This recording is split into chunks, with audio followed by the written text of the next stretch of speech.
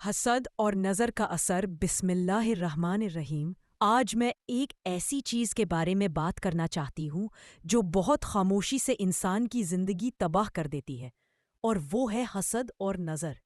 حسد یعنی کسی اور کی نعمت دیکھ کر دل میں جلن محسوس کرنا، اور نظر وہ چیز جو اکثر حسد کے ساتھ ہی آتی ہے پر انسان کو بیمار کر دیتی ہے۔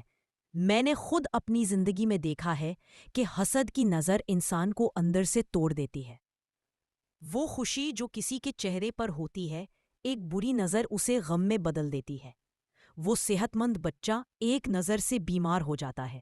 وہ گھر جو سکون کا گھر ہوتا ہے، نظر لگنے سے جھگڑوں کا مرکز بن جاتا ہے۔ اللہ تعالیٰ نے قرآن پاک میں فرمایا، وَمِن شَرِّ حاسدٍ اِذَا حسد، اور حسد کرنے والے کی شر سے جب وہ حسد کرے۔ اور ہمارے پیارے آقا صلی اللہ علیہ وسلم کا فرمان، نظر حق ہے، ایک اور منصول قول جو علماء میں ملتا ہے۔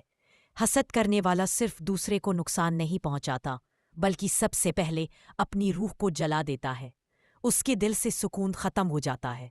اس لیے ہمیشہ دعا کیا کرو، یا اللہ ہمیں حسد کرنے والوں کی بری نظر سے محفوظ فرما، اور ہمیں بھی کسی پر حسد کرنے سے بچا لے۔ اپنے گھر والوں، بچوں اور اپنی نعمت پر ہمیشہ بسم اللہ کہہ کر نظر ڈالو، پھر دیکھو کہ اللہ کی حفاظت تمہارے گرد کس طرح چھا جاتی ہے۔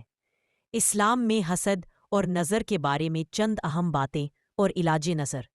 1، نبی صلی اللہ علیہ وسلم نے حسد سے خبردار کیا ہے۔ حسد نیکیوں کو کھا جاتا ہے جیسے آگ لپڑی کو۔ 2، نظر بد کا علاج۔ نبی صلی اللہ علیہ وسلم نے سکھایا، روزانہ درج ذیل پڑھنا مفید ہے۔